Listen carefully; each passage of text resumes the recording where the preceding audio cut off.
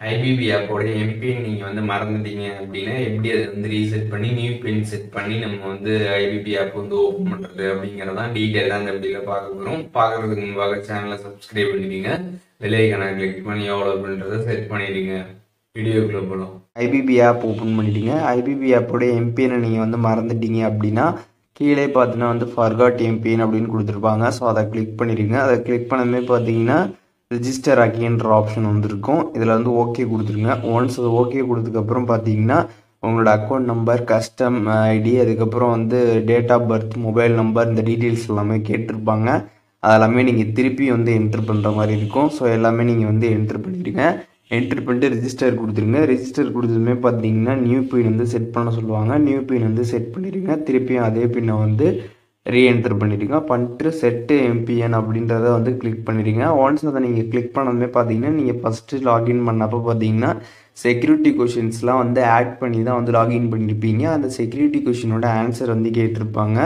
அதில் என்னென்ன கொஷின்லாம் இருந்துச்சோ அந்த கொஷின்ஸ் எல்லாமே நீங்கள் கொடுத்துருப்பீங்க. ஸோ அந்த கொஷினுக்கான ஆன்சர் வந்து நீங்கள் கொடுக்கணும். அதில் ஏதாச்சும் ஒரு கொஷின் வரும், அந்த கொஷினுக்கு நீங்கள் வந்து ஆன்சர் பண்ணுற மாதிரி இருக்கும். இதில் கீழே பார்த்தீங்கன்னா சேஞ்ச் கொஷின் இருக்கும். அதை கிளிக் பண்ணி நீங்கள் கொஷினை கூட சேஞ்ச் பண்ணிக்கலாம். மொத்தம் ஒரு 5-6 கொஷின் வந்திருக்கும்.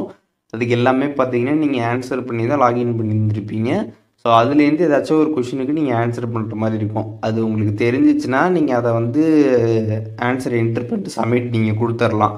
அப்படி தெரியல அப்படின்னா இங்கே கீழே பார்த்தீங்கன்னா ஸ்கிப் அண்ட் டீ ரிஜிஸ்டர் அப்படின்னு வந்து கொடுத்துருப்பாங்க.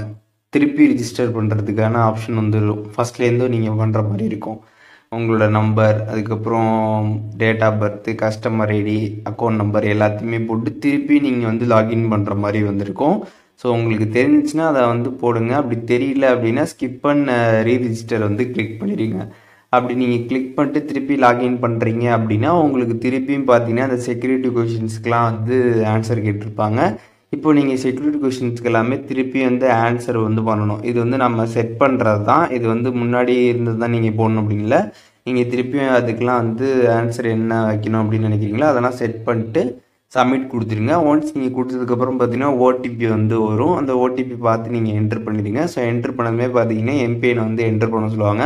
ஸோ இப்போ நீங்கள் எம்பிஐனை என்ட்ரு பண்ணிங்கன்னா உங்களுக்கு சக்ஸஸ்ஃபுல்லாக பார்த்தீங்கன்னா வந்து லாகின் ஆகிடும். நீங்கள் உள்ளார போய் ஓப்பன் ஆகிடும் ஆப்பு. நீங்கள் ஓப்பன் பண்ணி செக் பண்ணி பார்த்துக்கலாம். ஐபிபி ஆப்போட எம்பின் நீங்க வந்து மறந்துட்டீங்க அப்படின்னா அதை எப்படி வந்து ரீசெட் பண்ணிட்டு நியூ பின் வந்து செட் பண்றது அப்படிங்கிறத டீட்டெயிலாக தெரிஞ்சிருப்பீங்கன்னு நினைக்கிறேன். வீடியோ யூஸ்ஃபுல்லாக இருந்துச்சுன்னா லைக் பண்ணிடுங்க. எதுவும் டவுட் இருந்துச்சுன்னா கண்டிப்பாக கமெண்ட்ஸ்ல மென்ஷன் பண்ணுங்க.